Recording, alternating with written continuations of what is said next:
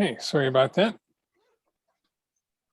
So I assume everyone can see the slides. So yeah, so I'm going to talk about managing lake water quality for a variety of components. Actually, I'm originally trained as a stream ecologist and was interested in insects as fish food, and then there's food for fish.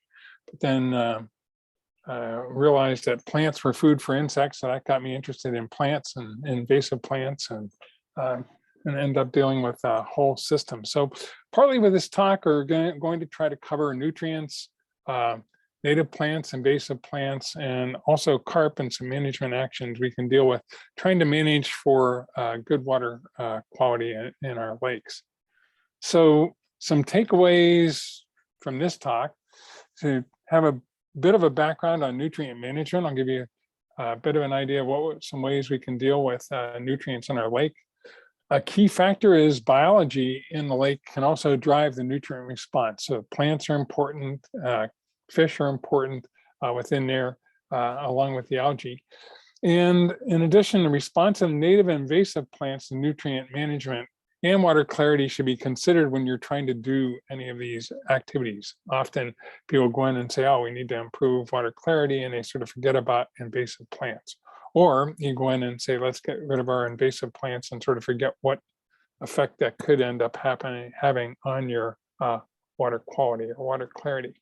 So that's the overall theme of what we're going to go through in this talk. Hopefully you'll have an understanding of the factors that drive water clarity and nutrient management in your lakes, and be able to identify some of these confounding factors you might want to think about if you're trying to manage water quality in your lake. So in Minnesota and most freshwater lakes, actually, when we're talking about a problem with nutrients, it's going to be high phosphorus. And phosphorus is the primary limiting nutrient for algae in our lakes. And if you've got lots of phosphorus, that means you have lots of algae, and that means you'll have poor water clarity. So this can result in algal blooms, perhaps a bit less so in Isanti County than in the Twin Cities, but probably we've got a number of lakes that are impaired for nutrients. So high level of nutrients can actually result in your lake being listed for impaired water quality, for swimming, or for water clarity, and so on. So a number of watershed districts are interested in trying to get their lakes off of that list. And the other problem is, in many of these lakes, you may have very few macrophytes, which are important for fish habitat. Or if you do have macrophytes, maybe invasive macrophytes like Eurasian water milfoil or curly pondweed. So in the ideal world, we'd like to reduce our nutrients there, reduce phosphorus, try to enhance clarity in our lake, and maintain healthy native plant communities. So I'll just give you a real quick rundown of macrophytes. When we talk about macrophytes, it's large plants, and usually we're talking about rooted plants, rooted aquatic plants, although we can also think about some large macroalgae such as Chara that are important. So those are not technically rooted, and actually coontail is not technically rooted, but they're going to fall into this group of macrophytes. In shallow areas, you're going to have these emergent plants such as cattails, for example. And then as you get out deeper in the lake, you'll end up with floating leaf plants, things like water lilies and lotus in your lake. And then as you get deeper into the lake, you have submersed plants. And these end up being plants that are rooted. Most of them are rooted in the bottom. They grow up probably typically annually from the bottom and up to the lake surface. The depth of colonization of these plants, got this in meters, so 4 meters, anything is about 12 feet, 5 meters, roughly 15 feet in depth, is going to be determined by the amount of light that's available to those plants. They're plants, right? So they need light to photosynthesize, to be able to grow. And the amount of light that's available is going to determine how deep in the lake these plants can grow out to and how abundant the plants can be. The light's absorbed by water, and by water just directly, but more importantly by water that's got particles in it like algae. So the algae are green. They're actually, their point of their existence to absorb light and photosynthesize. So if you got lots of algae in the lake, you're not going to have much light availability. So then that may end up meaning that your plants might only be able to grow out to 1 meter depth because you've got poor water clarity. If you've got lots of water clarity, say in Lake Tahoe or something, you may be able to have plants growing out to 10 meters in depth in your lake. General rule of thumb is the submersed plants need about 5% of surface light available. So that's how much light you're going to need to have to be able to sustain a healthy submersed plant community. And as I mentioned, the light level is going to be determined by your water clarity. So if you've got lots of algae or suspended sediment, which is another important factor. So suspended sediment in wind-blown lakes can be important, and that will end up shading out your plants. So there's a relationship in a lot of lakes. We've come up with a theory, alternative stable states, sort of more than a theory. It's actually observed in a large number of lakes. You can tend to have two states. One is sort of a lake with poor clarity and few rooted plants. You can see this lake is quite green, so it's got lots of algae. So I guess technically it has plants, but it's got very few rooted plants in that lake. And that tends to be a fairly stable state. Once you get into that situation, it's difficult to end up getting rooted plants back. Or you can have good water clarity like we have on the bottom here with a dense growth of these rooted plants and high water clarity and abundant plants. And these are sort of self-reinforcing states that's there. When you've got lots of these plants, they provide a refuge for zooplankton. They let the particles settle out of the water, and also the plants themselves are taking up some nutrients out of the water, so you end up having very little algae. If you don't have those plants, now you've got a lot of the nutrients in the water column that the algae can take up. Now, another important point is that a lot of our invasive plants also are going to respond to clarity. So you end up improving water clarity, you're going to get invasive plants in. But typically the invasive plants do better than native plants on poor water clarity. So if you've got poor water clarity, in other words, if you start to lose your clarity in your lake, you're going to end up tending to favor those invasive plants. So that's sort of another key factor, is we like to end up having good water clarity. So that's going to promote our native plants or allow them to be able to survive in our lakes. As I mentioned, the plants are important in help maintaining water clarity. So if you don't have plants, probably should throw in a slide or two. Wind can suspend sediment and also release nutrients, and you just end up getting these a green lake without any rooted plants. So if you end up having those rooted plants, are important to maintain that water clarity. So what you'd like to do is maintain a diverse native plant community and contain invasive plants if invasives are a problem in your lake, or prevent invasives from taking over your lake. So this is the kind of plant community we like to have, submersed plant community. There are actually a few sprigs of Eurasian water milfoil in here and a couple of sprigs of curly pondweed, but by and large, we've got a very diverse, healthy native plant community in good water clarity. So for managing nutrients in your lake, again, the main nutrient we're concerned with in most freshwater systems is phosphorus, and certainly that's the case in Minnesota. And you've got two main sources of that phosphorus. External loading, that's inputs coming in from the watershed. So you want to end up reducing the amount of nutrients coming in from elsewhere. But there's also nutrients cycling within the lake. So this is what we're going to call internal loading, that nutrients that end up getting released in the lake. And there's sort of two general ways you can do that. You can deal with carp or other large benthivorous fish, but primarily common carp are the problem in Minnesota. Or you can also try to prevent release of that phosphorus from the sediment by using things like alum or iron. The overall aim with all of this is generally to increase water clarity. That's really the water quality. Most people aren't really worried about phosphorus per se. You're worried about phosphorus resulting in lots of algae blooms and poor water clarity. And to do all of this, you want to really try to improve or maintain the rooted plant community that you have in your lake. So this is just showing again the phosphorus cycle In our typical lakes, there's a little bit of phosphorus that's going to come in from the atmosphere on dust particles and so on are there. The majority of it's going to come in from this external load. That could be a stream coming into your lake. It could be runoff from your lawn, from fertilizer, it could end up being a feedlot or overgrazing in the area.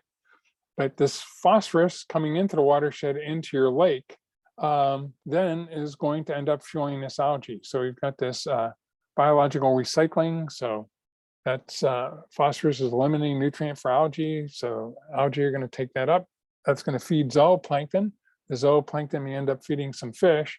And actually, it turns out you do need phosphorus in your lake. You know, a lot of our lakes in Minnesota are way more productive than, say, Lake Superior, which doesn't really have many fish. When you look at the amount of fish in Lake Superior relative to the size of the lake, it doesn't compare to any of our inland lakes. And that's just simply because there's very little phosphorus, very little nutrients to actually be able to support that. But in many of our inland lakes in Minnesota, we've got an excess of phosphorus resulting in an excess of algae that are there. You can also note that these rooted plants will take up some of the phosphorus out of the sediment, and they might release a little bit of phosphorus out into the lake, into the water column from that phosphorus that they bring up from the sediment. And then this phosphorus all ends up, a lot of it ends up, and certainly in the wintertime, ends up sinking out of the water column and settling into the sediments. Now, when the phosphorus is in the sediment, if there's lots of oxygen, then it tends to be bound up by iron within our lakes.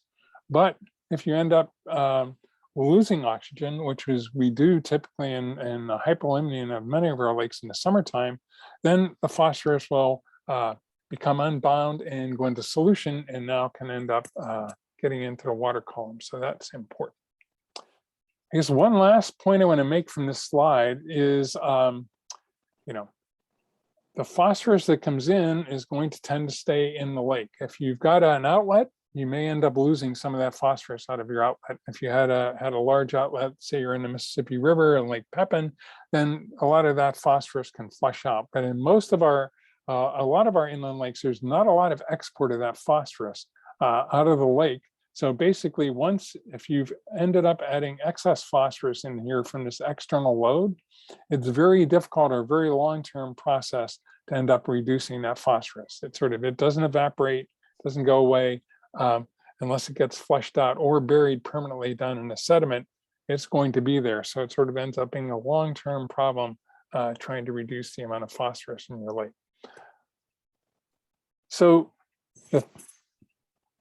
one way of controlling phosphorus and the ultimate strategy of controlling that is you do need to reduce this external load. So the amount of phosphorus that's coming into the lake. So whether that's improving your septic systems, whether it's doing some street sweeping so you don't end up with leaf input in the fall into your lake, that's an important source to reduce your external load within the lake. So you can end up with a variety of watershed best management practices to try to reduce your external loading. Eventually, if you reduce that external load, there still will be phosphorus release from this internal loading, but it should end up reducing as that external load reduces, and you'll eventually end up getting less algae in your lake. And then you should end up getting enough water clarity. So you can see with lots of algae, we've got a very shallow Secchi depth here indicated by this. And then as we end up reducing the amount of nutrients in the lake, less algae, and we'll end up getting better Secchi depths. And then we can end up allowing our rooted plants to end up becoming important within the lake. So you'd like to enhance the water clarity and then maintain a healthy native plant community. And then that will end up keeping that phosphorus and also allowing things to graze on the algae and maintain good water clarity. Now this can take a fairly long time though for the lake to recover. Some calculations somewhere the lakes down in the Madison area, it's probably 100 years or so before you'll end up being able to lose the phosphorus that people have loaded into that lake since we've developed an agriculture around those lakes. So again, it's a really long, slow process of putting that in. The glaciers were the one big solution to this, right? You scrape off all the soil and whatever you have no longer have nutrients in the lake. That's why 10,000 years ago, we started off with these fairly pristine lakes, and now we've been adding phosphorus to them ever since. So this is just showing you another example of this external loading. So phosphorus comes in during the summertime. Most of our lakes are going to be stratified. So you're going to have this warm upper layer called the epilimnion that's going to be isolated basically from that cold layer, deep layer, the hypolimnion within the lake. And so this external loading is important, but also once you end up losing oxygen, I mentioned the phosphorus that's in the sediment will become unbound, and that will go in to the water in this hypolimnion. Now it is partially separated from the density gradient to this epilimnion where all the algae are. So you're not going to have algae growing out in the hypolimnion, because down here there's no light. So the reason why that is anoxic, it's cold and dark. It's cold because there's not any light coming in to heat it up, and dark, it's not going to support any algae within there. But some of that is going to diffuse out into the epilimnion, and then when you end up having lake turnover during the fall and spring, you're also going to release any of that phosphorus that has come out of the sediment in the lake. So this is going to be an important factor for that getting high levels of phosphorus up into the epilimnion where the algae are going to be growing. And you can see what will happen over a lake. We've got total phosphorus in our hypolimnion here, which is actually fairly high. And then as we go through the summer, more and more of that phosphorus is being released from the sediment into the hypolimnion. Now, epilimnion has a lower amount of phosphorus, but it's actually getting phosphorus that's diffusing, and then actually some of the algae can sink down and come up along with fish and zooplankton. You can also get an increase in your epilimnetic total phosphorus. So that's why you'll start off the beginning of the summer with pretty good water clarity, but as the summer progresses, now your water clarity will go down because you're getting more and more phosphorus up into that epilimnion that the algae can use. So this is just sort of another diagram of this. So we've got sort of two factors. We're trying to control how much phosphorus comes in, but then the key thing now ends up being this phosphorus that ends up being released from the sediment. And that phosphorus release is really important when our lakes go anoxic during the summertime. So a lot of people have realized the other factor we won't need to control is this external load, this amount of phosphorus that's sort of being recycled out of the hypolimnion from our sediments. So one way to do that quickly is to use a chemical. There's actually a few, but in Minnesota, most typically we use alum, which is aluminum sulfate, and it binds the phosphorus irreversibly. So the issue with iron, and there are people that have used iron filings, is it will bind the phosphorus under oxygen-rich conditions, but once you go anoxic, now the phosphorus will be released from the iron. So that's a bit of an issue using iron filings in those conditions with anoxic hypolimnion. There's another chemical that's been used, Phoslock, that's also similar to alum, that people have used to end up trying to bind phosphorus. But the idea, if you treat the lake with alum, it will drop through the water column. It'll actually strip phosphorus out of the water, and then it will end up forming a flock on the bottom of the lake. So I think you can see here, there's this alum covering the bottom of the lake, and that's going to reduce prevent the phosphorus from being released out of the sediment, and end up giving you a fairly quick improvement in water clarity and reducing the phosphorus content there. And that'll also result fairly quickly in an increase in rooted plants. Sorry about that, going backward. So how does this work? This is an example from Cedar Lake here in the Twin Cities. You can see that the Secchi depth was around, say, 1.5 to 2.5 meters for a number of years. And then let me see here, what year was this? Yeah, 1996, we were treated with alum, and you can see for the first couple of years, Secchi depth actually increased 5 to 6 meters, and then it settled into around 2.5 to 3 meters for several years after that, through 2000. So fairly effective alum treatment. And you can see the response now with both phosphorus, which is here in blue. So phosphorus was high in the range of 40 to 60 micrograms per liter. After our alum treatment is reduced down to around 20 micrograms per liter. And then chlorophyll, which is an indication of how much algae is there, was also decreased. So it was higher around 20 and reduced to much lower levels after the alum treatment. Now, this bottom slide sort of gives you an idea too of what is going on in the benefit with these alum treatments. If you look at before it was treated with alum, this blue line, you can see from March, April, May through June and July, you're getting an increase in the phosphorus up in the epilimnion here. And as you end up looking at after treatment, immediately after treatment in those light blue, there's hardly any change over the season. So basically, you've been able to keep the phosphorus from being released from the sediment. Several years later, it's not quite as effective. You now are starting to get a little bit of an increase over the summer, but it's much less than it was before the lake was treated. So again, that's how you can end up preventing that internal loading now from fueling algal blooms. So this is just a different lake, but sort of a similar situation. You can look at high levels of phosphorus, total phosphorus, and dissolved phosphorus before alum. After alum treatment, immediately went way down. And then in this case, they've got 10 to 12 years later, they still have reduced phosphorus levels in the lake. So an effective alum treatment there. So one of the big concerns with alum is how long is that going to work, right? Because it needs to be in the sediment and sort of on top of the sediment a bit, so you're not getting release and binding up the phosphorus there. If you don't put enough alum in, then there's plenty of sediment there that's got phosphorus that isn't being bound that will release it, right? So that's one of the key things of figuring out the dose. And then if you've got lots of external loading coming in, though, that's going to end up settling out on top of the alum and defeating your alum treatment also. And then as we'll talk about later, carp is another issue. So that's really brings the question of how long can these alum treatments last? And they can last anywhere from 2 to 3 years to maybe a good treatment might end up being 10 to 12 years within there.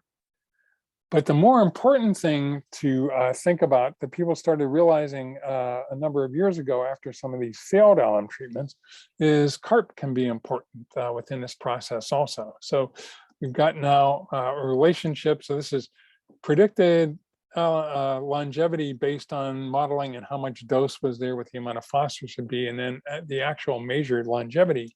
And it turns out these lakes that have a lot of carp in them have a much reduced longevity of the alum treatment.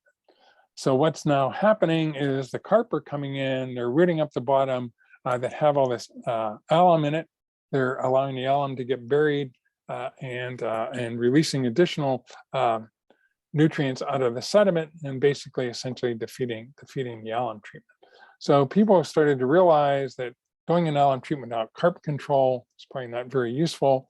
If you're going to do an alum treatment, you probably need to control carp first. So if you've got carp in your lake, abundant carp, that's a problem to think about. So before you do any of this, and I've not spent time, I'm really an in-lake person dealing with BMPs to deal with external loading. You need to do that first. That's sort of the first. If you've got phosphorus coming in from feedlot or a wastewater treatment plant or bad septic systems, you first need to deal with that problem. But now managing your internal load, you also want to think about potentially controlling carp.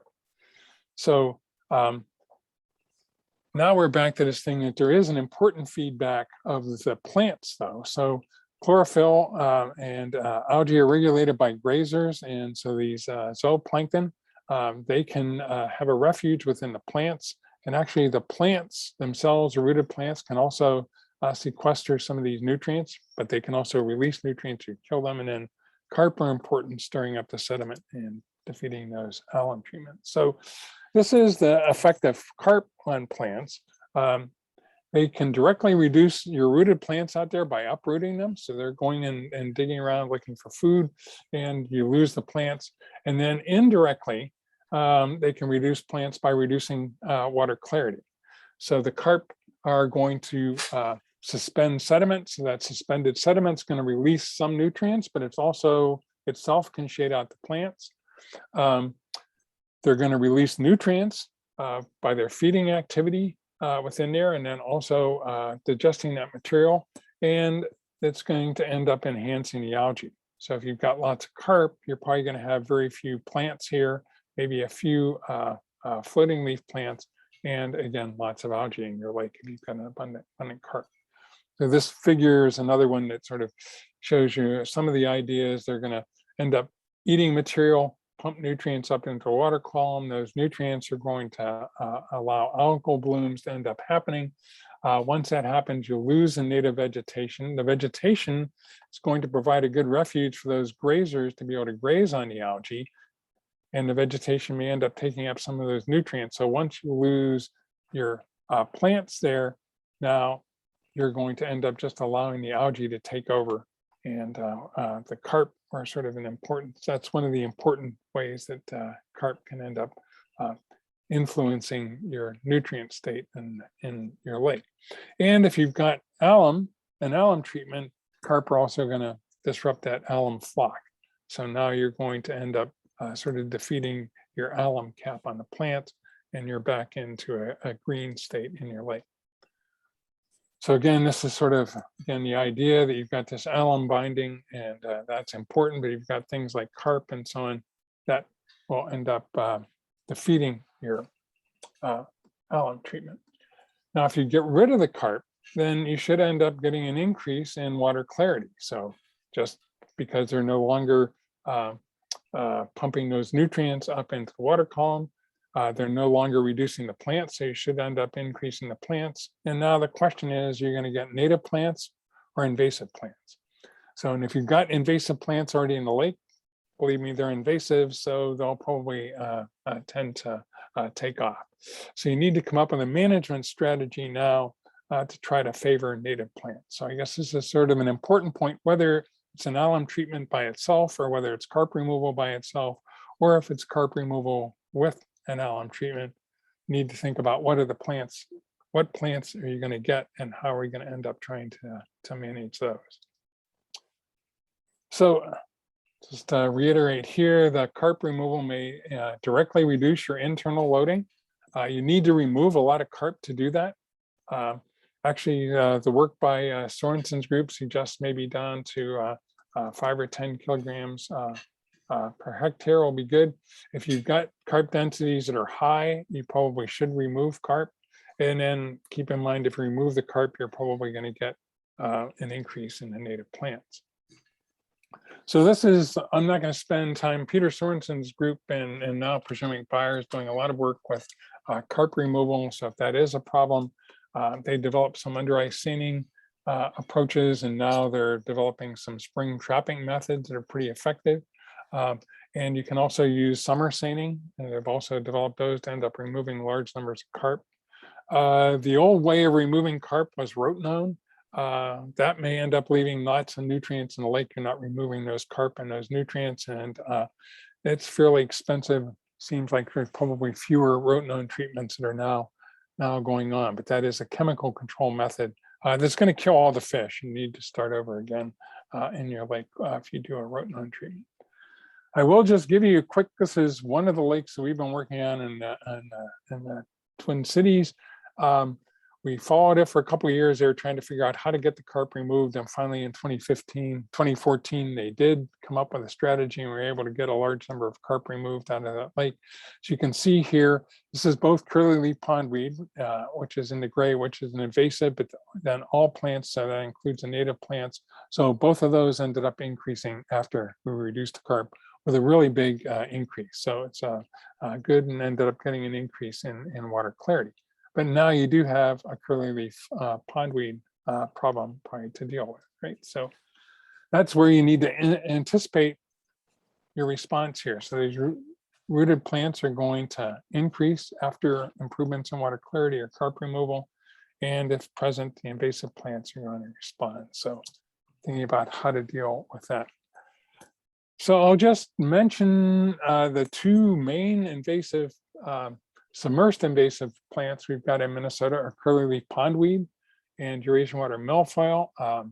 Starry stonewort's a recent introduction, so we'll see how common that ends up being. But curly leaf pondweed was introduced from Eurasia.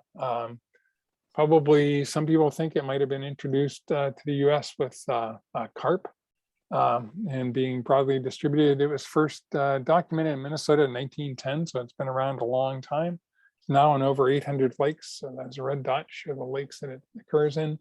It isn't a problem in all of those, but it can form these vast mats that you see here. In the summertime, it inhibits recreation, and these mats end up shading, same thing with Eurasian water milfoil, shade out the native plants. So typically, if you look at underneath these, you've got a very low diversity of plant underneath a curly leaf pondweed mat like that. Now, curly leaf senesces in June, and then often you end up getting an algal bloom after that. There's some debate as to how important release of nutrients from that senescing plants are. I think it's more that when curly leaf is around, they're sequestering some nutrients and so on. And when it dies off, you're also getting a big algal bloom coming in just from the internal loading and not directly from the senescing plant material that's there. This is a better slide of the actual plant. It produces these winter buds or turions that end up sitting on the bottom. It's got this interesting life history I mentioned.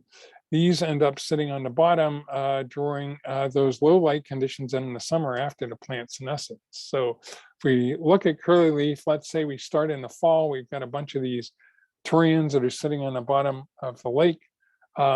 As the water starts to clear up in the fall, and into the winter, actually these turions will sprout and the plants will start growing a little bit. It depends on how clear actually it turns out. If you've got lots of snow cover, you won't have as much curly leaf growth over the winter time. But then in the spring, as soon as the ice comes off, curly leaf is growing.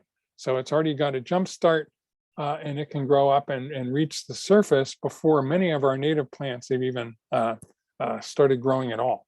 So a number of the native plants that are coming out from seed and so on are then going to be shaded by the curly leaf and not be able to grow.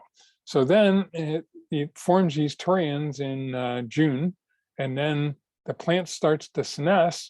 It drops those onto the bottom, and then for a lot of these curly leaf flakes over the summertime, then you lose all the curly leaf, but you've got a green lake and nothing's growing in it. So it doesn't have anything to compete with now in the fall when it comes back and starts to grow again, and it's prevented the native plants from growing. Oops. The other invasive we have is Eurasian water milfoil. It was introduced also from Eurasia, probably in the 1940s. It first showed up in Minnesota in 1987. After the drought. So it'll be interesting to see too. I think we'll maybe find some lakes that will have some invasives popping up with after the drought we've had this year. It also forms these extensive surface mats that shade out native plants. And it's in almost 400 lakes now in Minnesota. Well, 400 water bodies, I say 395 in Minnesota. So not near as many as curly leaf. So those are the two concerns you're going to have when you end up increasing your water clarity. So you're going to end up getting an increase in those plant communities that are there. If you increase that, you need to think about how are you going to end up dealing with those invasive plants that are here. So just want to talk briefly about managing these plants that we've got. Native plants are desirable. They provide important habitat for fish. Some fish use them for spawning. Lots of fish use it as a refuge. So juvenile fish that are there, and actually sunfish hang out. As I mentioned, those plants are going to stabilize the sediment and prevent release of nutrients from the sediment there. They're probably going to take up a little bit of nutrients out of the water column and providing a refuge for zooplankton. So they're going to tend to reinforce and maintain that water clarity. And furthermore, if you've got a lot of plants, there's fewer places for invasives to end up growing. So there's less sediment available for the invasive plants to take over. So I think you really want to try to maintain a healthy native plant community. The invasive plants are sort of undesirable. They're going to shade out the natives. They're a nuisance for swimmers, boaters, end up washing up on your shoreline. You need to deal with it. But they do provide habitat to fish. So again, and maybe help maintain a little bit of water clarity. So I guess the position for a lot of people is any plants are better than no plants, but clearly native plants are much better than invasive plants. So this is the kind of community that you would tend to have with a diverse native plant community. You can see that it isn't filling up the water column with a monoculture. The invasive plants, both curly-leaf pondweed and Eurasian water milfoil, tend to form this monoculture that goes all the way up to the surface. So there's much less fish habitat available here. It's much less, not as good for your fish and invertebrate communities. These are some of our desirable native macrophytes. So bushy pondweed there, muskgrass, which is an algae, but muskgrass or chara, that's highly desirable. Vallisneria wild celery, our native northern water milfoil, water stargrass, and flat stem pondweed. So these are some examples. Probably all of the pondweeds other than curly-leaf pondweed are sort of desirable plants to have in your lake. So we'd like to manage to have a diverse native plant community, but not have this monoculture of invasive plants. So there's several ways you can control them. You can use physical control, pulling and raking. There are some divers going out now doing this right around your dock. Small areas, okay.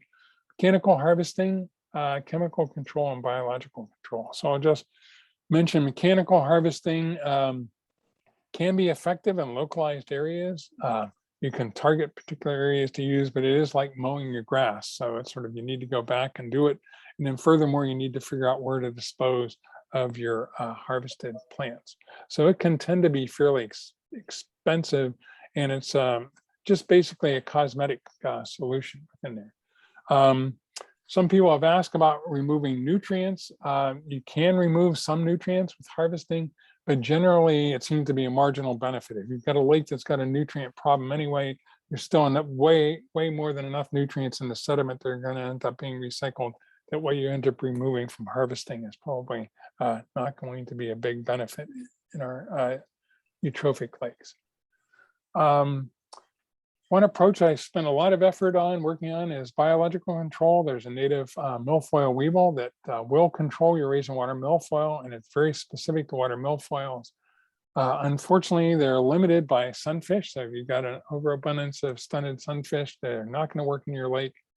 They are limited by harvesting. So if you notice, if you do lots of harvesting, these insects live up in the top of the plant. So if you keep harvesting the top of the plant, you end up losing all of your insects.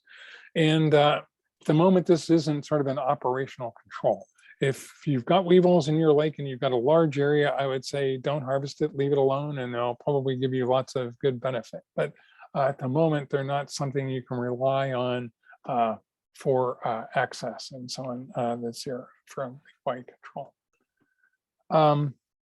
The most effective way to kill plants probably is to use herbicides. So there's some selectivity with the herbicides. The broadest selectivity is sort of dicots versus monocots. So Eurasian water milfoil is a dicot. So some of the herbicides do tend to attack it more than it is some of our native plants like potamogetans that are monocots. So that is one factor. And then with all of our aquatic herbicides, really it's dose and exposure combination that's important. So the sweet spot is trying to figure out what dose that's going to be there for how long you can get that's going to kill the invasive and have less of an effect on the native. But there are no herbicides that are like only kill Eurasian water milfoil or only kill curly-leaf pondweed. The other thing you can do is change your treatment timing and location. So obviously, if you've got a high density bed, you can treat that. And if you've got some other areas with natives, don't treat that to try to promote the natives. And you can also use timing. So as I mentioned before, the natives tend to grow a little later in the season. So treating early in the season sometimes can control your invasives. And we can use that to control the invasives. So for curly-leaf pondweed, there's been a lot of work done with early season low dose endothol that tends to work fairly good and not harm the natives. Although in the work that we did, we never got a big boost in native plants. There's recent interest in trying to use early season dicot treatments as another approach. Again, trying to control the curly leaf and not have a negative effect on and maybe perhaps promote the native plants. For Eurasian water milfoil, there's some use of those contact herbicides. That's probably generally less effective in the long term. Systemic herbicides, 2,4-D, triclopirum proselacor, can be selective, especially if you end up with the timing and dose on those, and treating them a little earlier and spot treatment in those areas. And then for a whole basin treatment, there's a chemical called fluoridone. So in this case, you need to treat your entire lake, or if it's an isolated bay, you can use that. It can be selective. Again, it's dose dependent at very low doses. So again, 3 to 4 parts per billion can be selective. You need to maintain this for 60 days or more over the summer. And then with all of these, there's now concern with hybrid. There are some strains of hybrid water milfoil that are appear to be resistant to some of these herbicides, but at the moment, none of the hybrid strains that are resistant have shown up in Minnesota. So at the moment, that's not a concern, but it's something you need to be watching for in the future here. So one thing to keep in mind with all of these approaches is you probably need to be repeated. Even a good chemical control, a good fluoridone control, you might get 3 years probably out of a good treatment, but 4 or 5 years later, you probably need to go back in and treat it. Similarly, with an effective 2,4-D treatment, you may get several years of treatment. In other cases, you may need to be treating on a relatively regular basis. I think you want to promote native plant recovery. If you get lots of native plants, they're going to reduce that recovery of the invasive plants. So try to selectively control the invasives and maintain your native plant community there. Again, another key factor, if you happen to go in, the DNR has been a little concerned about using fluoridone in lakes in Minnesota. And that's partly some years ago, they treated some lakes.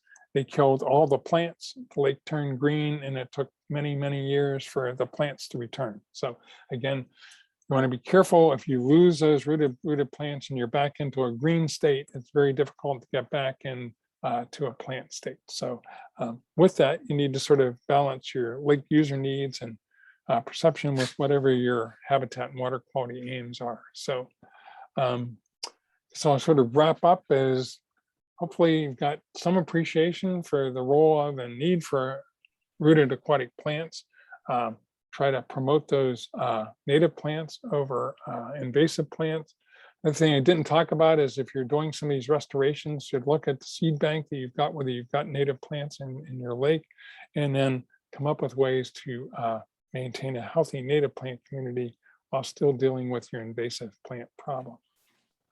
So been a bunch of grad students that have worked on some of these related projects, and then also mention Peter Sorensen, Brzemek Beyer did a lot of all the carp work. Oh, and our work over the years, we have support from MACERC, but also a lot of this work was supported by the Riley Purgatory Bluff Creek Watershed District with Claire Blazer, who was the director at the time, and Josh Mexall, their water quality person. So with that, I guess I'll ask if anyone has any questions.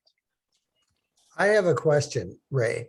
Yes. You know, the explanation you've had is, you know, intense and multi-level.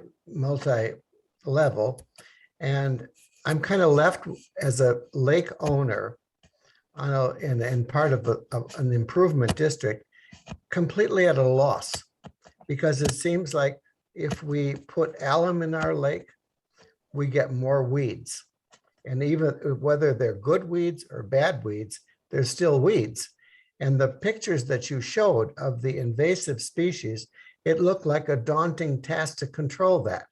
So what hope do you give for us lake owners who are trying to have a recreational facility where we live to enjoy without being clogged up with either invasive or natural weeds?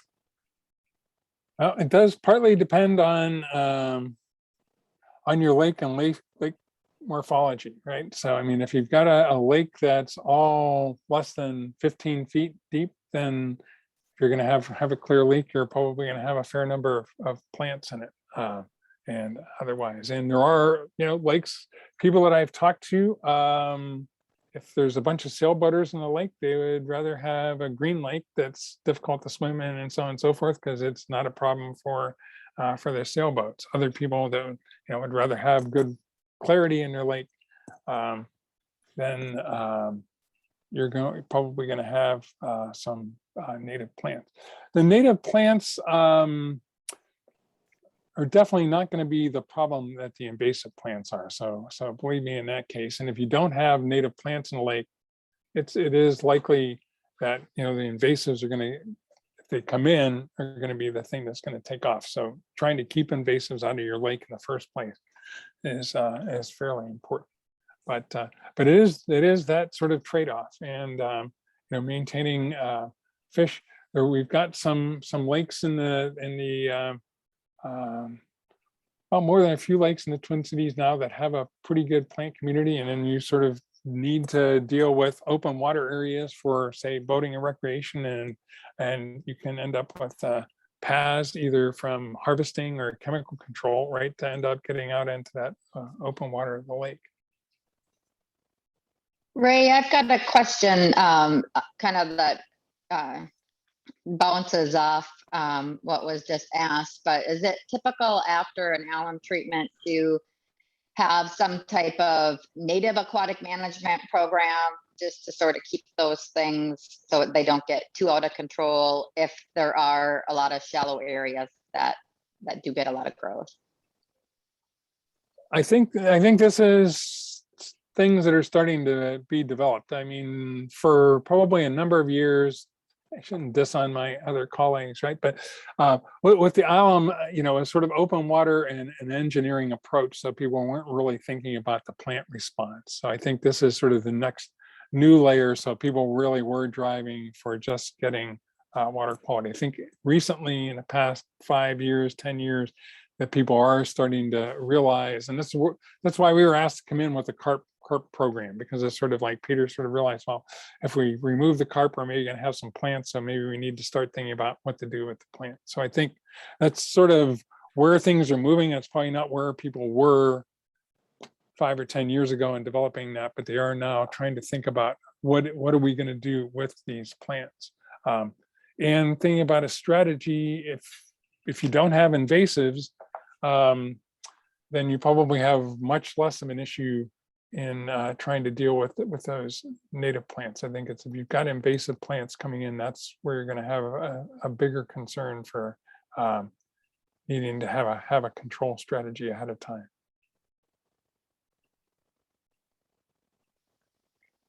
I think there was also a question in the chat before, and it said, is there a way to harvest algae to decrease the phosphorus load? So the suspended algae, no, that would be an interesting, you'd have to go out with very fine nets for harvesting lots of algae, right, to end up doing that.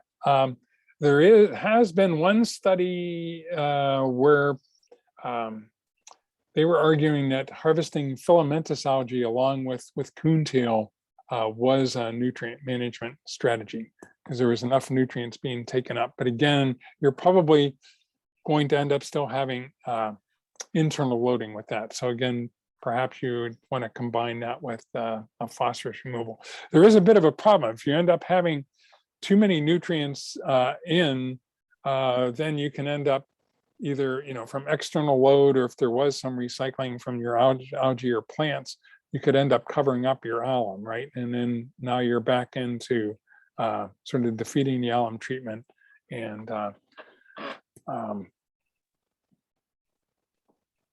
having to deal with that decomposing material there. But harvesting phytoplankton, I don't know of any strategy to end up dealing with that.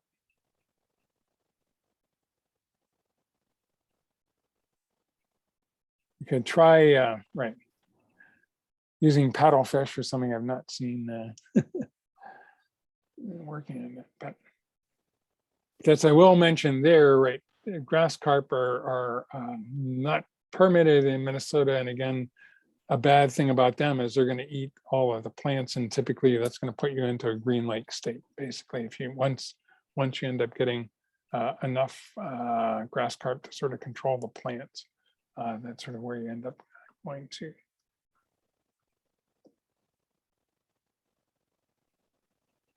We have less than 5 minutes left, and it'd be great if we could get out of here at 7, like we said on the event. Yeah. So if there's one more question, we'll take that, and then we'll wrap up.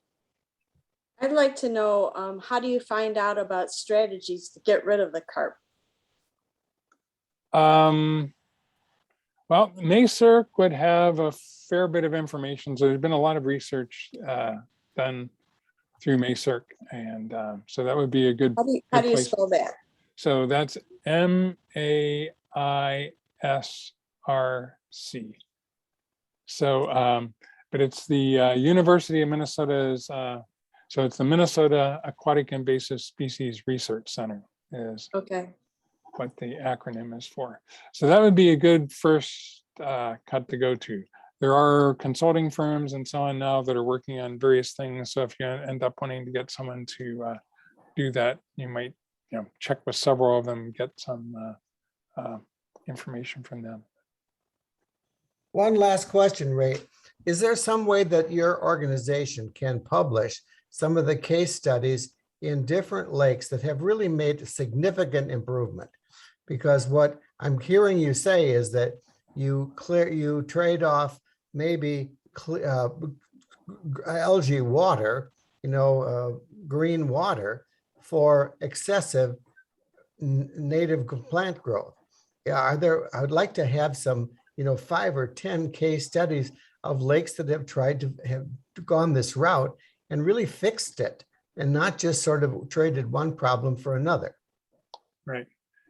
Yeah, we are sort of trying to get funding for a project that's going to try to tie that across, and then also sort of look at the effectiveness of the alum treatment. So if we get that funding, that would be a good place to put those together. I need to think about, so with the Riley, and again, it partly depends on your definition of success and whether you've got a deep lake or a shallow lake. I mean, if you've got a lake that's all 15 feet and shallower, that's a different ball game, right? And as a few people would say that, that's a lake that you're just should probably expect to have a lot of plants on it. You've got good clear. And deeper lakes, there are more than a few lakes that we're still trying to figure out how to get out of the need to control the invasives every few years or something like that. And that I don't know. There have been a few cases where that's happened, and nobody knows what, there's actually a case where they treated the Eurasian water milfoil once and it disappeared, and they've never seen it again, for 10 years. Like I said, it disappeared in Lake Susan, but then it came back. So those are rare cases, though, if somebody knows, the invasive magically gone. But there are a number of these cases where they've gotten the water clarity back, and it hasn't been that big of a problem. But it's a problem that you want to keep in mind and address. So do you have deep water in your lake or not?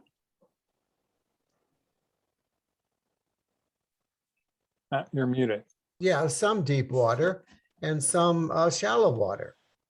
And so we're trying to find a way to, keep this a recreational quality lake. Right. And the big concern is, well, are we trading one problem for another?